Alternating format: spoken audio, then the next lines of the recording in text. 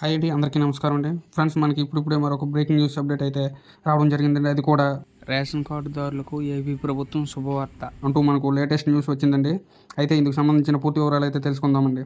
వీడియోని అయితే ఎక్కడ స్కిప్ చేయకుండా చూడండి ఫ్రెండ్స్. వీడియో నచ్చినట్లయితే ఒక లైక్ చేయండి ఫ్రెండ్స్. లైక్ చేయడం వలన మనకు తెలిసిన ఇన్ఫర్మేషన్ మరి కొంతమందికి రీచ్ అయ్యే అవకాశం ఉంటుంది. ఇక లేట్ చేయకుండా వివరాల్లోకి వెళ్ళిపోదాం. ఏపీ ప్రభుత్వం రేషన్ కార్డుదారులకు గుడ్ న్యూస్ చెప్పింది. ఇప్పటి వరకు తెల్ల రేషన్ కార్డుదారులకు బియ్యం, పంచదార సరఫరా చేస్తున్నారు.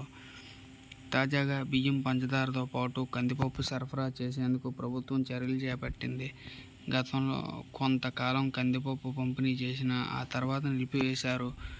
బహిరంగ మార్కెట్లో కందిపప్పు ధరలు అధికంగా ఉండడంతో ప్రజలు ఇబ్బందులు ఎదుర్కొంటున్నారు. అయితే ఈ నేపథ్యంలో రేషన్ షాపుల ద్వారా కందిపప్పు పంపిణీ చేసేందుకు కూటమి ప్రభుత్వం తాజాగా నిర్ణయించింది.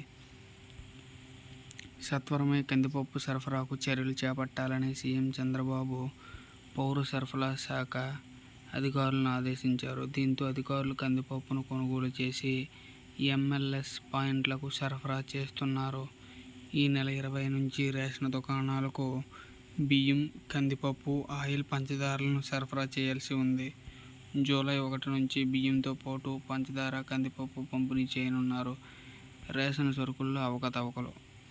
పౌర సరఫరాల శాఖ మంత్రిగా బాధ్యతలు చేపట్టిన నాదెండ్ల మనోహర్ రంగంలోకి దిగారు. ఇటీవల తెనాలిలోని రేషన్ గోదాములో మంత్రి నాదెండ్ల మనోహర్ తనిఖీలు చేశారు. ఈ తనిఖీల్లో కొన్ని అవకతవకలను ఆయన గమనించారు.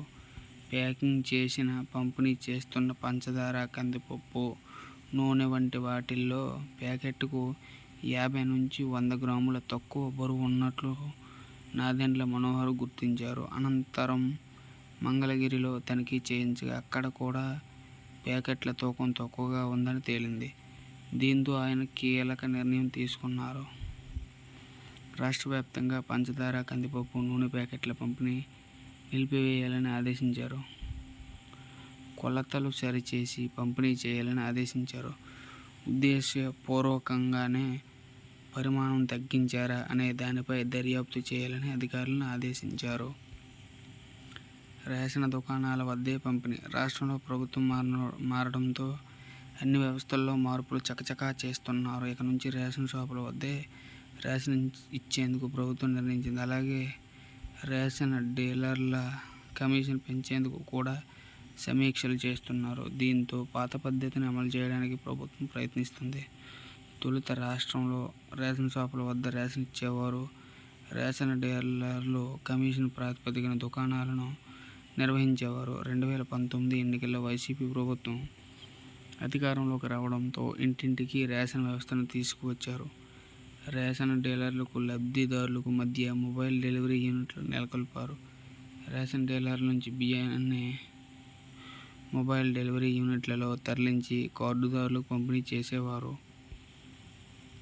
ఇటీవల జరిగిన ఎన్నికల్లో ప్రభుత్వం మారింది. దీంతో గతంలోనే టీడీపీ నేతలు తాము అధికారంలోకి రాగానే రేషన్ షాపుల వద్దే రేషన్ ఇచ్చే పాత వ్యవస్థను పునరుద్ధరిస్తామని హామీ ఇచ్చారు.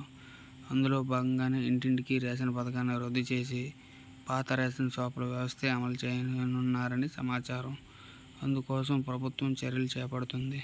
అలాగే రేషన్ డీలర్ల కమిషన్ కూడా పెంచేందుకు ప్రభుత్వం సమీక్షిస్తుంది.